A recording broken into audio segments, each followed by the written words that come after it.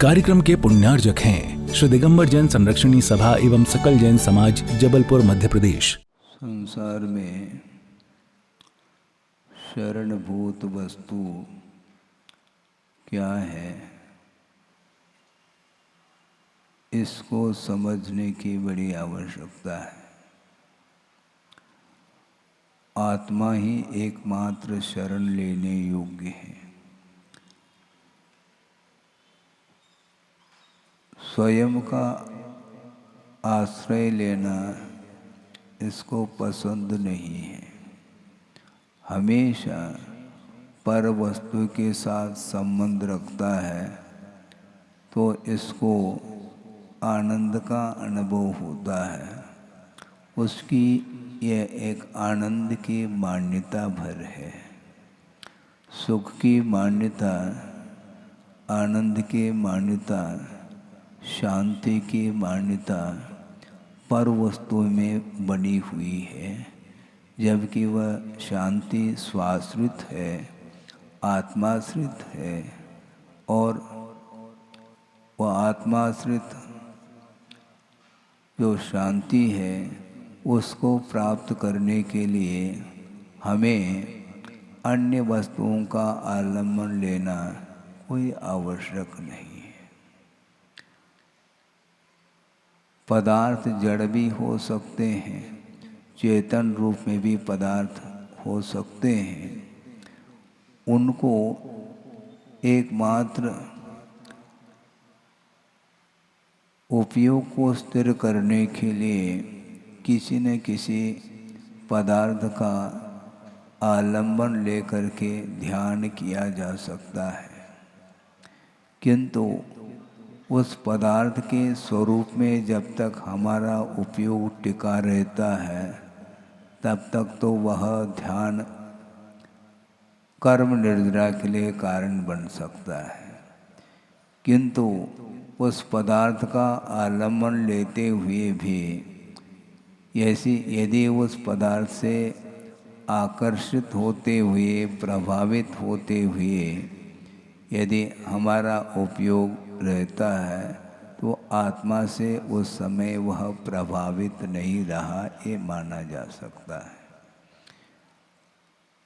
10 लक्षण पर्व कल से प्रारंभ हो रहे हैं और सुना कि यहाँ पर ज्ञान साधना है और अध्यात्म शिविर ये आप लोगों ने रखा है, और कुछ बाहर के भी और कुछ लोकल भी उसमें भाग ले रहे हैं कि धर्म से भागो नहीं। धर्म से भागना नहीं, धर्म में भाग लेना है।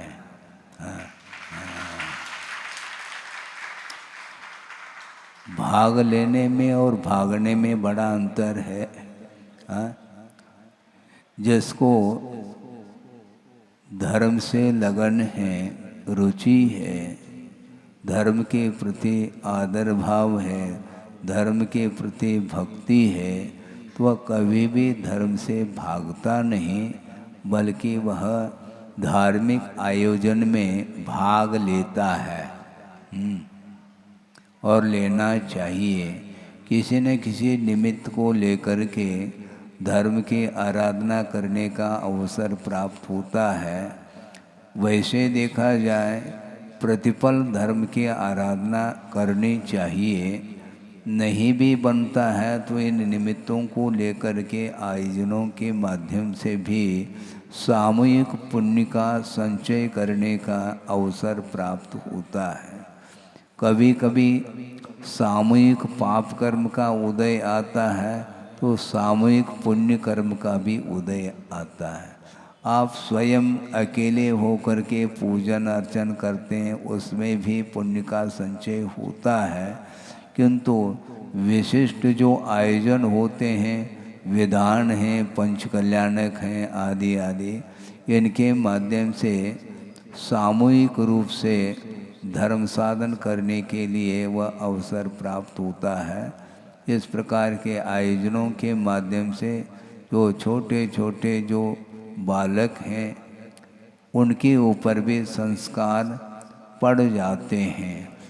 बच्चे बोल नहीं पाते हैं किंतु उस वातावरण में वो पलते हैं, निश्चित रूप से उसका भी मन आनंदित हो उठता है। वो कह नहीं पाएंगे कि धर्म का क्या स्वरूप होता है, कह नहीं पाते, किंतु पूजन, अभिषेक, प्रवचन आदि आदि ये जो वातावरण निर्मित होता है उसका अपने आप में एक अलग ही प्रभाव आत्मा के ऊपर पड़ता है। और जो संस्कारित आत्मा होती है उसके ऊपर तो जल्दी पड़ जाता है, किंतु अनादिकालीन वैश्विक संस्कार होने के कारण संस्कार जल्दी पढ़ भी सकते और नहीं भी पढ़ सकते हैं। किंतु अपने को पुरुषार्थ करना है, बिना पुरुषार्थ के कोई भी कार्य हासिल नहीं होता है। कोई विद्यार्थी है तो वह विद्याध्ययन करने के लिए वह भी कहाँ पर जाता है, जहाँ पर विद्या प्राप्त होती है उसके पास चला जाता है। और छोटा सा बालक है उसकी भी कुछ इच्छा होती है, वो कहाँ पर पहुँचता है, पिताजी के पास नहीं पहुँचता है, क्योंकि पिताजी के पास कुछ मिलना नहीं है। वो माँ के पास ही पहुँच जाता है और वहाँ पर वह इच्छित वस्तु उसको प्राप्त हो जाती है। कोई रुग्ण है तो वह वैद्य डॉक्टरों के पास चला जाता है। इसी प्रकार अपने को भव समुद्र से पार होना है तो पार होने के लिए जो साधन है उसका आलम्बन लिया जाता है। नदी है और भी समुद्र है, इसको पार करने के लिए जहाज आदि की आवश्यकता पड़ती है। और मान लो कोई तैराक है तो तैर करके भी नदी आदि को पार कर जाता है, किंतु जिसके अंदर तैरने की क्षमता नहीं है और पार तो होना है, तो पार होने के लिए वह आलम्बन ले लेता है। किसका आलम्बन लेता है वो? नाव नहीं है तो है, पार तो होना है, आर पार है, पार तो होना है, एक तट से दूसरे तट तक जाना है। और मान लो नाव आदि नहीं है, तैरना नहीं आता है, तो वह ऐसे किसको क्या बोलते, तुम भी नहीं जानते, हम तो जानते हैं, तुम नहीं जानते तुम भी को। लोकी है, लेकिन वह सूखी हुई है लोकी, उसके अंदर अब आर्द्रता नहीं है और वह जल में वह लोकी डूब नहीं सकती। और उसको यदि बांध ले कमर में तो वह स्वयं भी नहीं डूबती और उसके सहारे जो चलता है उसको भी नहीं डुबोती है। तो उसी प्रकार भव समुद्र से पार होना चाहते हैं तो शिविर में भाग ले बस। यहाँ पर आने के पहले ही थोड़े बहुत इशारा किया था कि महाराज शिविर के ऊपर भी बोलो। भैया शिविर तो कल से लगना है, आज क्या लगना है?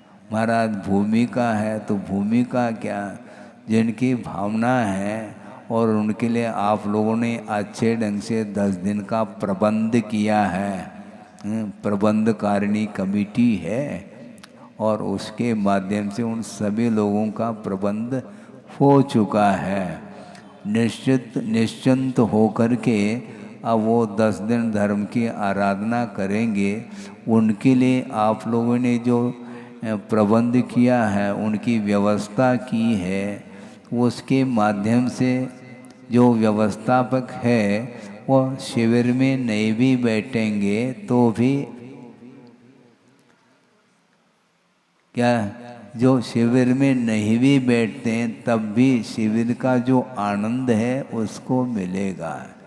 क्योंकि परोपकार की दृष्टि से जो धर्म साधन करना चाहता है उसके लिए जो सहयोग प्रदान करता है वह भी धर्म ध्यान ही कर रहा होता है। धर्म ध्यान करने के बहुत सारे साधन होते हैं। मान लो डॉक्टर है, वो भी धर्म साधन ही कर रहा है, क्योंकि जो रुग्ण है, बीमार है, उसके रोग को दूर करने के लिए वह तत्पर है और उसके माध्यम से रोग यदि दूर हो जाता है तो वह धर्म ध्यान करता है, तो उसको धर्म ध्यान करने के लिए वह सहयोग दे रहा है। इस प्रकार एक दूसरे के प्रति परोपकार की भावना रखते हुए धर्म साधन करने के लिए जो भी योगदान दिया जाता है उसके माध्यम से भी धर्म ध्यान ही होता है। ऐसा इसका संक्षेप से आशय है।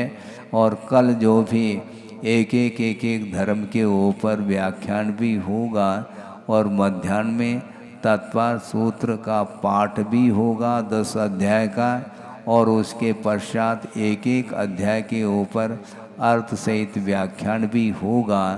और इसके साथ साथ हमने सुना है कि 3 क्लास और लेंगे महाराज लोग, विनीत सागर जी भी, प्रचद सागर जी और चंद्र प्रभ सागर जी भी भिन्न भिन्न विषय को लेकर के व्याख्यान वो भी करेंगे। कुल मिला करके दिन भर आपका धर्म ध्यान के साथ ही समय व्यतीत होगा। ये 10 लक्षण धर्म साल में कितने बार आते हैं?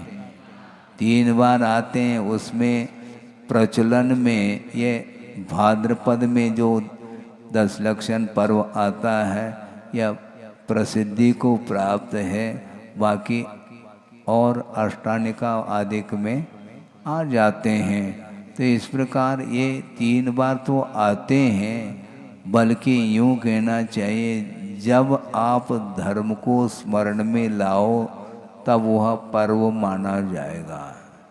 पर्व है क्या वस्तुतः? आते हैं चले जाते हैं, एकमात्र तिथि की अपेक्षा से यह व्यवहार से माना जाता है। किंतु धर्म साधना करने वाला जो व्यक्ति होता है वह हमेशा सारा समय वह धर्म के लिए देता है, क्योंकि धर्म के लिए ही जीवन जिया जाता है। जीने के लिए धर्म नहीं, धर्म के लिए जीना है।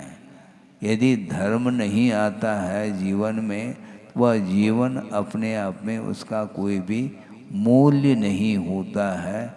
इसलिए धर्म साधन करने के लिए योग्य पर्याय ये आप लोगों को मिली है, और ये मनुष्य पर्याय जो मिली है यह दुर्लभतम वस्तु है, ऐसा कहा है। पूजपा स्वामी ने एक प्रसंग दिया है, दुर्लभ भावना के प्रसंग में उन्होंने ये कहा कि मनुष्य पर्याय एक बार मिली और अवसान को प्राप्त हो गया, मान लो दोबारा मनुष्य पर्याय मिलने के लिए बहुत कठिनाई से वह मिल पाती, बहुत दुर्लभतम वह पर्याय मानी जाती है। उन्होंने उदाहरण ये दिया है कि एक मान लो एक विशाल वृक्ष है, कोई भी वृक्ष ले लो, और वह हरा भरा है, अनगिनत उसमें पत्ते हैं, फूल फल आदि लगे हैं। वह विशाल वृक्ष मान लो किसी भी निमित्त से वह अग्नि के कारण वह वृक्ष भस्म हो गया मान लो, तो वो उस वृक्ष में जितने फूल फल पत्ते आदि आदि थे वो सारे राख राख हो गया। अब वो जो परमाणु थे वो सारे सारे परमाणु कालांतर में उसी वृक्ष के रूप में परिवर्तित हो जाए, उतने ही फूल फल पत्ते टहनी शाखा उपशाखा आदि आदि के रूप में उसी कलर आदि को लेकर के वर्ण आदि को लेकर के उसी आकार को लेकर के वह पुनः वृक्ष का रूप ले लेता है। वह जिस प्रकार दुर्लभतम है उससे भी दुर्लभ एक बार मनुष्य पर्याय का अवसान हो जाता है, पुनः उस मनुष्य पर्याय को प्राप्त करना अति दुर्लभ माना गया है। इत्यज दुर्लभ रूपाम बोधिम लब्ध्वा यदि प्रमादी स्यात् संसृत भीमारण्ये भ्रमति वराको नर सुचिरम। इस प्रकार एक पंक्ति आती है, श्लोक आता है आगम में। ये सारे सारे निगोद पर्याय से लेकर के ये क्रमशः दुर्लभतम पर्यायों को प्राप्त करता करता करता मनुष्य पर्याय को प्राप्त करके उसमें भी आर्य खंड में जन्म लिया है, उच्च कुल में जन्म लिया है, निरोग शरीर मिला है, सारी सारी इंद्रियां बिल्कुल प्रशस्त है, सहनन आदिक भी है, द्रव्य क्षेत्र आदि की अपेक्षा से अनुकूलता है और रत्नत्रय को भी प्राप्त कर लिया है। इसके बाद भी यदि मान लो वह प्रमाद कर जाता है तो इन सारे सारे दुर्लभतम वस्तुओं को प्राप्त करने के बाद भी यदि वह प्रमाद कर जाता है तो संसृत भीमारण्ये भ्रमति वराकः, वह बेचारा वह संसार रूपी वन में वह परिभ्रमण करता है। सुचिरम चिरकाल तक वह परिभ्रमण करता है, क्योंकि दुर्लभतम वस्तुओं को प्राप्त करने के उपरांत भी उसकी मूल्यता को यदि नहीं समझता है तो सारी सारी पर्याय वो व्यर्थ चली जाती हैं। बहुत अच्छा एक गंभीर विषय मिलता है आगम में, वह ये है कि संसारी प्राणी ने अतीत में निर्ग्रंथ अवस्था को भी अनंत बार प्राप्त कर लिया है। मुनिव्रतधार अनंत बार ग्रैविक उपजायो पै निज आत्म ज्ञान बिना सुख लेशन पायो। ऐसा आत्मज्ञान के बिना शांति सुख की उपलब्धि संभव नहीं है, और वह निर्ग्रंथ पद को धारण करने के उपरांत भी उसको आत्मिक शांति नहीं मिल पाई है। अनंत बार जनलिंग को अंगीकार किया, उसके बाद भी वह सम्यक दर्शन से वंचित है। इसी को द्रव्यलिंग बोलते हैं। भाव लिंग के लिए आचार्य कहते हैं केवल 32 बार वह संयम को अंगीकार करता है और मुक्त हो जाता है। इससे अधिक बार नहीं। और अनंत बार जो जनलिंग धारण किया वह भीतरी जो संयम है, भाव संयम जिसको बोलते हैं भावलिंग, उसके अभाव में अनंत बार वह जनलिंग को धारण करके भी वह आत्म कल्याण उसका नहीं हो पाया है। ग्रैविक तक पहुंच रहा है, उसके आगे और भी तो विमान है, वहाँ पहुँचे संभव नहीं। अनुदिश और अनुत्तर विमानों में प्रवेश जो करता है वह सम्यक दृष्टि ही करता है। ये आगम का उल्लेख है। देखो कितना दुर्लभ है ये। जनलिंग धारण करने के उपरांत में आगे गति क्यों नहीं हो रही है? क्योंकि जिस उद्देश्य को लेकर के निर्ग्रंथ पद को अंगीकार किया जाता है वह लक्ष्य उसका नहीं रहा। मात्र उस जनलिंग को धारण करने के पीछे उसका जो अभिप्राय है या लक्ष्य है वह इतना ही रहा कि मुझे भोग संपदा प्राप्त हो। इसी उद्देश्य को लेकर के ये सारा सारा उसने उपक्रम किया है। यहाँ तक कि उसको घानी में भी पेल दो तो भी वह उफ नहीं करता। किंतु इस प्रकार के जो शारीरिक साधना है इसके पीछे उद्देश्य क्या रखा है उसने, मुझे केवल वो प्राप्त करना, उसका टारगेट है। टारगेट है, इसलिए मुक्ति का गेट खुलेगा नहीं फिर, क्योंकि उसका टारगेट ही अलग है। वो मोक्ष का द्वार खुलेगा कैसा? वो जिस उद्देश्य को लेकर के जो व्यक्ति कार्य करता है उसी की पूर्ति होती है। बड़ी विडंबना है। गुरुदेव ने एक बार ये कहा था कि मान लो किसी ने किसी व्यक्ति को भोजन के लिए निमंत्रण दे दिया, ठीक है, और पहले से उसने उस व्यक्ति से पूछा कि भाई साहब आपको क्या क्या पसंद है, जो आपके लिए पसंद हो वो ही हम व्यंजन आपको अच्छे स्वादिष्ट बना करके हम खिलाना चाहते हैं, आप आइएगा, निमंत्रण देता है। और वहाँ पर पहुँच गया और पहुँचने के उपरांत वह थाली बिल्कुल सामने थाली परोस दी और बड़े आदर के साथ वो कह रहे हैं कि आप भोजन करिए। उस समय यदि मान लो वह दीनहीनता के साथ, दयनीय वृत्ति के साथ ये कह दे कि मुझे एक लोटा पानी दे दो, अच्छा माना जाएगा क्या? है? उसने निमंत्रण दिया आपको और षड्रस पकवान परोस रहा है, तो क्या वह एक गिलास पानी नहीं दे सकता क्या? मांगने की क्या जरूरत है? उसी प्रकार जिस साधना के माध्यम से मोक्ष मिलने वाला है और वह स्वर्ग की इच्छा रखता है, ये गलत बात है। स्वर्ग के लिए वह प्रयत्न कर रहा है, ये अज्ञान माना जाता है। जिस साधना जिस तप के माध्यम से कर्मों की निर्जरा ही नहीं पूर्णतः कर्म का क्षय हो सकता है और केवल ज्ञान का लाभ हो सकता है, निर्वाण का लाभ हो सकता है, उस तप के माध्यम से तुम स्वर्ग आदि को प्राप्त करना चाहते हो, ये तुम्हारी बुद्धिमत्ता है क्या? विवेक है क्या? विवेक से काम करो। तो इसलिए कि वस्तुतः अनंत बार जनलिंग धारण करने के उपरांत भी वह किसके शरण जा रहा है? जनलिंग का आलम्बन तो ले लिया,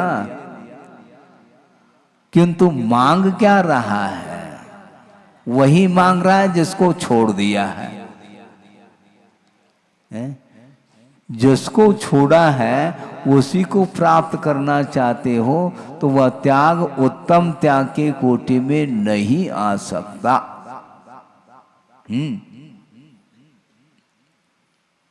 100 रुपए का नोट लगाया है, लगाना का अर्थ समझ गए आप?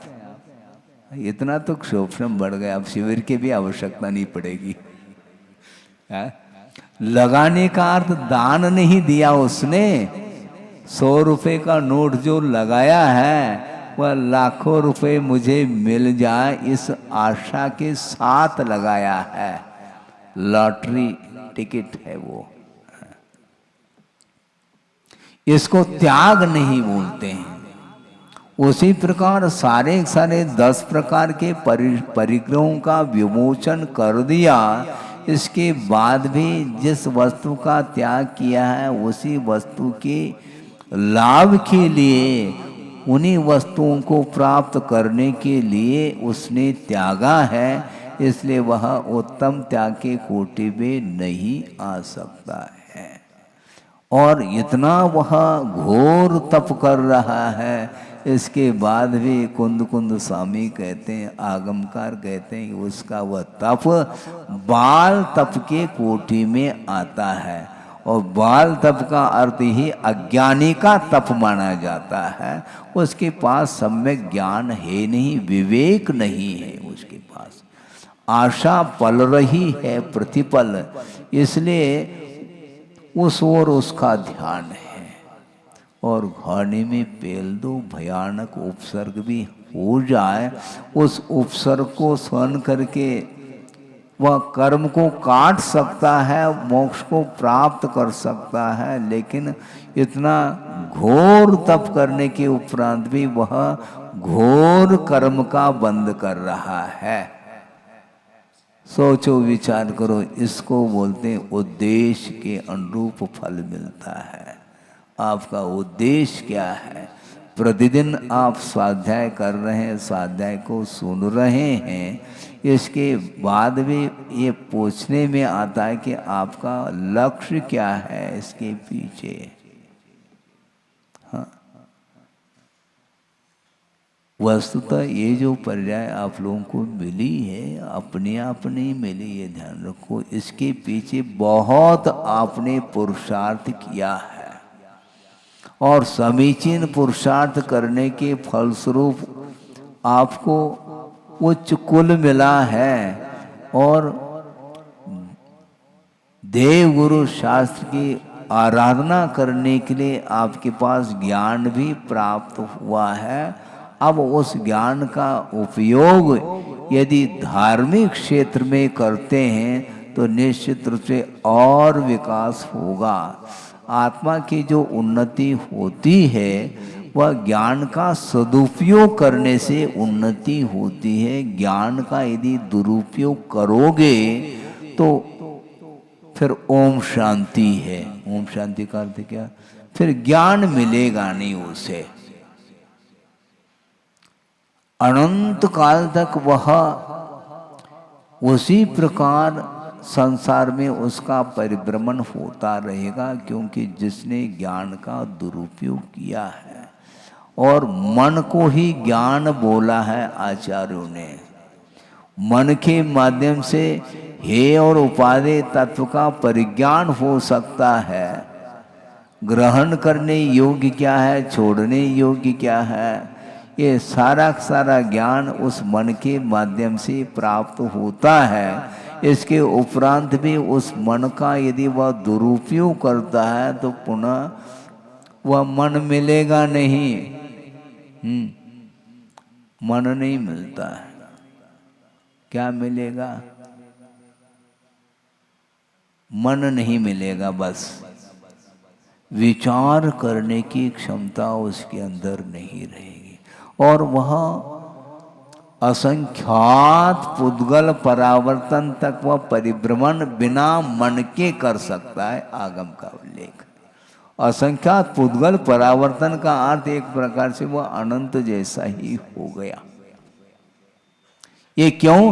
मन का दुरुपयोग किया है उसने। मन मिला है, उसका सदुपयोग करो। देव गुरु शास्त्र के स्वरूप का ज्ञान हो जाता है जिस मन के माध्यम से, और उसी मन के माध्यम से वह आध्यान के माध्यम से वह दुरुपयोग किया है ज्ञान का, मन का, प्रज्ञा का, उसी का प्रतिफल है। उसका संसार वह बढ़ता चला जा रहा, दीर्घ संसारी होता है। ये मतलब ऐसा लग रहा है हमें, ये डरावना जैसा लग रहा है। डरावना नहीं, यथार्थ सत्य है। ये आगम के ऊपर श्रद्धा रखोगे तो आपकी आंखें खुल सकती है। बाकी भगवान भी आपके आंखों को खोल नहीं पाएंगे। उनके पास अनंत शक्ति है, खोला क्यों नहीं है आपकी आंख को? आप अर्थात सभी आ गए उसमें, क्यों नहीं खोला उन्होंने? उनके पास क्षमता नहीं थी क्या? क्षमता तो उनके पास है, किंतु उस शक्ति का प्रयोग, उस ज्ञान का प्रयोग दूसरे के लिए किया नहीं जा सकता। यदि करते भी हैं तो निमित्त के रूप में ही उपस्थित हो सकते हैं। आपके अंदर यदि रुचि नहीं है वो कुछ भी नहीं कर पाएंगे। दुकान आपने खोल दिया, ठीक है, यहाँ तक तो आपने बहुत पुरुषार्थ किया, किंतु ग्राहक जो है ना, आपके पुरुषार्थ से वह ग्रहण कर ले नहीं, उसको ग्रहण करना होगा तो ग्रहण करेगा, उसको कोई भी व्यक्ति बाध्य नहीं कर सकता है, आग्रह नहीं कर सकते आप। हठाग्रह तो और दूर की बात है, आप कर ही नहीं सकते, क्योंकि उसके भीतर यदि इच्छा नहीं है ग्रहण करने की तो उसको हम जबरदस्ती नहीं कर सकते, जोर नहीं दे सकते हैं। वो जोर देने से वो ये सोचता है कि महाराज आप हमारे पीछे क्यों पड़े हैं, और कोई नहीं है क्या? भैया हम नहीं पढ़ रहे हैं, ध्यान रखो। आपको लग रहा है हम किसी के पीछे नहीं, हम अपने पीछे पड़े हैं। हाँ, अपने को अपना आत्म कल्याण करना है, इसलिए इस निर्ग्रंथ अवस्था को धारण कर लिया है। और कोई करना चाहता है आत्म कल्याण, उसके लिए हम बैठे हैं, कोई इसमें बाध्यता नहीं है। आगम के अनुरूप व्याख्यान किया जा सकता, करते हैं, किंतु जो ग्रहण करने की इच्छा जिसके अंदर है वही ग्रहण करके जाता है, और जिसको नहीं ग्रहण करना है तो उसको कौन क्या कर सकता है। उसमें कोई हमें विकल्प है ही नहीं, क्योंकि हमें कोई घाटा थोड़ी है, कोई नहीं ले रहा है, हम तो अनुप्रेक्षा कर रहे हैं। आपके उपस्थिति में भी हमारा यह चलेगा, ये अनुप्रेक्षा ग्रंथ तो स्वाध्याय तो करते ही रहेंगे, साथ साथ यदि आपको लाभ हो जाए एकमात्र भावना रह सकती है। गुरुदेव ने यही कहा कि दूसरे के कल्याण की भावना रखी जा सकती है, किंतु दूसरे के पीछे नहीं पड़ा जा सकता। और आत्म कल्याण करने की भावना भी रखी जा सकती है, और आत्म कल्याण करने के लिए अपने पीछे भी पड़ा जा सकता है। मोक्ष पुरुषार्थ वह स्वयं करता है मुमुक्षु भव्य जीव, और जो करना चाहता है तो उसके लिए स्वागत है, ऐसा बोलता है। आप करिए। सामूहिक रूप से पुण्य का अर्जन करना चाहो तो इस प्रकार के जो है ना धार्मिक आयोजन आप निरंतर करते रहिएगा, और उसके माध्यम से ही साथ से पुण्य का संचय किया जा सकता है। आगे बढ़ते हैं एक गाथा के माध्यम से। आवुखयेन मरणम आवुम दावुम न सक्कदे कोवी तम्मा देविंदो वियो मरणाउन रख दे कोवी।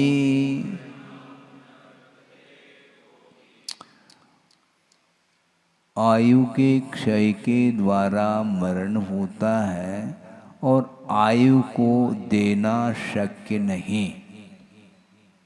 हम बांट दें, 100 साल की हमारी उम्र है और कोई मरणासन है, भैया इसमें से 50 तुम ले लेना साल है, ऐसे लेन देन हो सकता है क्या?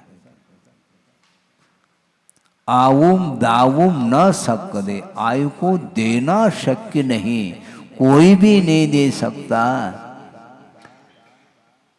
देवेंद्र भी क्यों न हो, वह मरण से रक्षा उसके द्वारा नहीं हो सकती है।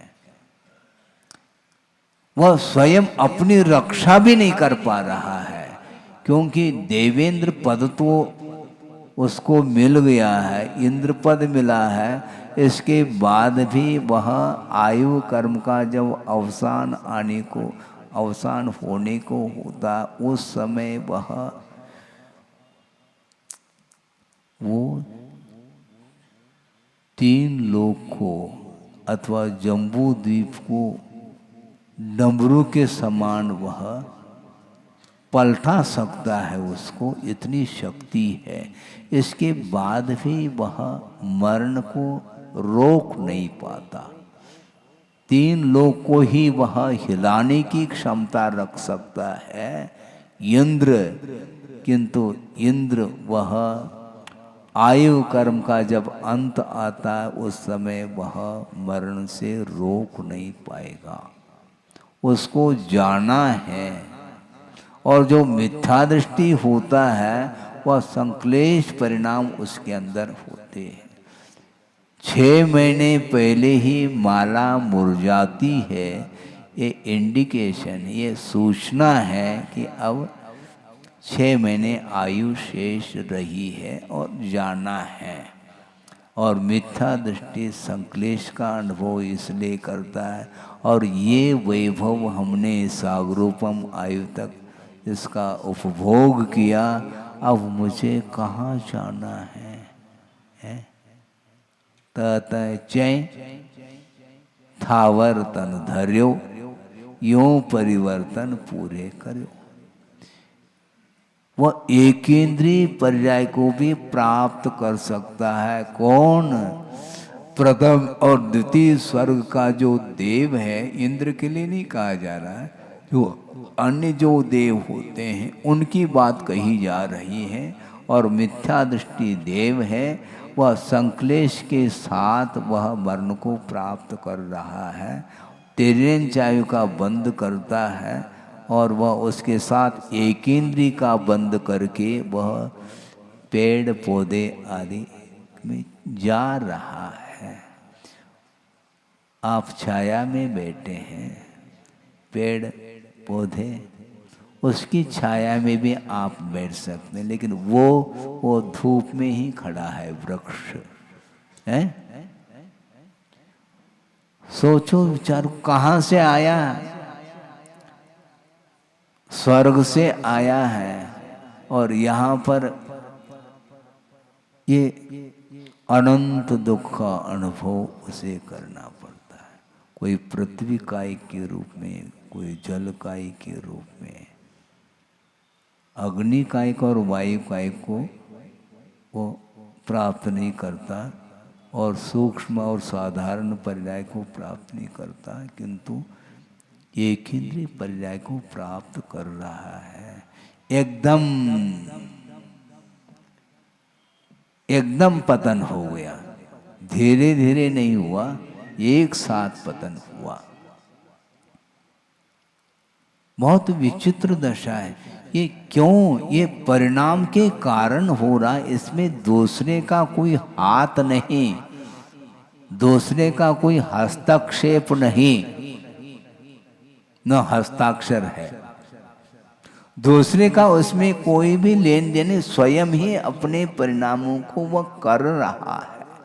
जब सागरोपम आयु तक उपभोग किया है वैभव का, इसके बाद में तृप्ति नहीं है, इसके बाद में मुझे वह मिले संक्लेश के कारण वह एक इंद्रिय का बंद कर रहा है, एकदम पतन हो रहा है। और पतन का कारण कौन है? वही विषय है। पंचेंद्रिय के विषय के कारण ही संसारी प्राणी का पतन हो रहा है और अनंतमान पतन हुआ है, इसके बाद भी विवेक जागृत नहीं हो रहा है। मन के माध्यम से उत्थान होता है तो मन के द्वारा ही पतन हो रहा है। मन भीगना चाहिए, नहीं भीगता। वंस मोर कहता, और मिल जाए और मिल जाए। ये तृष्णा, ये जो आशा है, बहुत भयंकर रूप है इसका। इस आशा के ऊपर ही नियंत्रण करने के लिए धर्म की आराधना की जाती है, धन की आराधना नहीं। हाँ, धन की आराधना मत करो। जो संचित धन है उसको भी धार्मिक क्षेत्र में उसका उपयोग कर लो तो वस्तुतः धर्म की सही आराधना मानी जाती है। अपने पास तो धन नहीं, क्योंकि सब कुछ छोड़ दिया, अब हम क्या देंगे? हम दान की अनुमोदना करेंगे, कारित करेंगे, कृत नहीं कर सकते, क्योंकि अपने पास द्रव्य नहीं है। द्रव्य संग्रह ग्रंथ है, द्रव्य संग्रह वह ग्रंथ है। हम स्वाध्याय करते हैं और आप द्रव्य संचय किया है तो आप लगाइए उदारता के साथ, दूसरे को परोसो। शिविर में बैठो, कहीं भी बैठो, किंतु आराधना धर्म की होनी चाहिए। लेकिन बड़ा अद्भुत है संसार का स्वरूप, ये इसको हो क्या गया? किसी ने कुछ सिखाया है क्या? नहीं। प्रत्येक व्यक्ति की स्थिति एक सी है, किसने किसको सिखाया? सिखाने की आवश्यकता नहीं पड़ती, किंतु वह जन्मजात अनंतकालीन वह संसार के हैं, इसलिए उससे ऊपर उठाने के लिए बहुत प्रयत्न करने की आवश्यकता है। कोई दे नहीं सकता आयु को, और अंत आ गया तो आपको जाना ही पड़ेगा। कहाँ जाना? जहाँ की आयु आपने बांधी है वहाँ जाना है, आपको ज्ञात ही नहीं है। डर लगता है मेरा, तुम डरो या वहीं डरे रहो। वो होना क्या उससे? होना कुछ नहीं, डरने से थोड़ी छूटने वाला है? आप रो अथवा हंसो, दोनों स्थिति में आपको छोड़ के चले जाना है। हम जबलपुर के कब तक रहोगे जबलपुर में? हम राजधानी के, एमपी के राजधानी भोपाल, हम भोपाल के हैं। भोपाल अर्थात राजा होता है, भोपाल नहीं, भूपाल। पृथ्वी का स्वामी राजा है, किंतु उसको भी जाना है। कोई रुकने अरे जब इंद्र भी उस सीट को छोड़ रहा है तो आप क्या हैं? छोड़ना ही पड़ेगा। इसमें कोई एक्सेप्शन, कोई अपवाद नहीं है। तीर्थंकर भी क्यों ना हो, मरण तो होना ही। मरना तो वो निर्वाण को प्राप्त होते हैं, बात अलग है, किंतु उस पर्याय को तो छोड़ना ही पड़ेगा ना, क्योंकि वह स्वाभाविक पर्याय नहीं है। सिद्धत्व जो पर्याय है वह स्वाभाविक है, वह सादी अनंत काल तक वह पर्याय बनी रहेगी, किंतु अरहंत अवस्था भी वह सादी शांत माना जाता है, क्योंकि वह अरहंत अवस्था प्राप्त हुई है। वह सकल परमात्मा है, वह सशरीरी है, और जो शरीर से रहित होता है उसका नाम शुद्ध अवस्था है। इसलिए स्वाभाविक पर्याय को प्राप्त करने के लिए इन पर्यायों के प्रति किसी भी प्रकार से लगाव नहीं होना चाहिए। हाँ, सब कुछ छोड़ के ही जाना है। इसके बाद भी टेंशन, तनावपूर्ण स्थिति में जी रहा है। मरण के समय पर आपको होश ही नहीं रहता है, क्योंकि एक समय की वह परिणति है। होते हुए मरण को आप जान नहीं पाएंगे, और मरण के पहले ही भीति उत्पन्न होती है। मरण के समय भीति कुछ है नहीं, क्योंकि महसूस ही नहीं होता, उसमें चला जाता है। और भय के कारण वह बिफोर मरण को प्राप्त होता है। जब मरण होगा तो उसको कोई टालने वाला थोड़ी है, लेकिन अभी क्यों डर रहे हो, अभी किस बात की भीति है।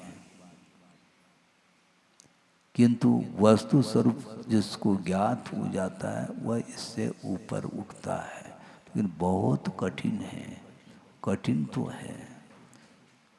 जाना सबको है, मरना सबको एक दिन, अपनी अपनी बार। हमारी बारी थोड़ी आई अभी, अरे आएगी भैया, चिंता काहे कर रहे तुम, चिंता क्यों करते हो, बारी तो आएगी। जन्म हुआ है तो वह मरण की बारी तो आएगी, उससे बच नहीं पाओगे तुम। मृत्यु के ऊपर विजय प्राप्त करो तो बार बार जन्म मरण से मुक्त हो सकते हैं। लेकिन कहने कहने की बात हो गई, जिस समय वह घड़ी आती है वह घड़ी फूट जाती फिर। और क्या, वो घड़ी आती है तो कुछ समझ में नहीं आता।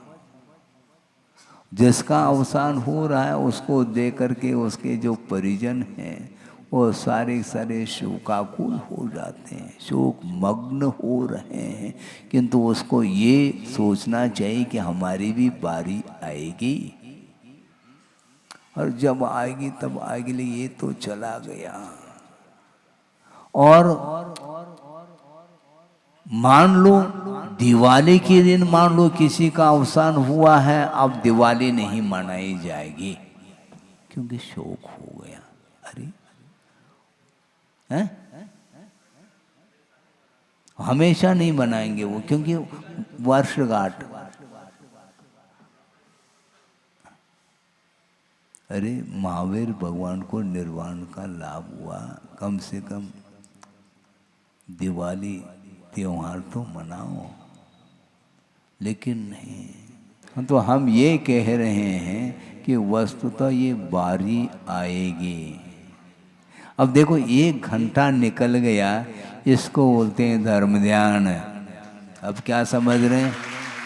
हाँ, ताली बज करके आप समझते धर्म ध्यान। और बोलते किसको, 1 घंटे तक आपका ध्यान इसमें रहा, विषय याद नहीं आए। ये तो आमदनी हमारी, हमारी दुकान बहुत अच्छी चल रही है,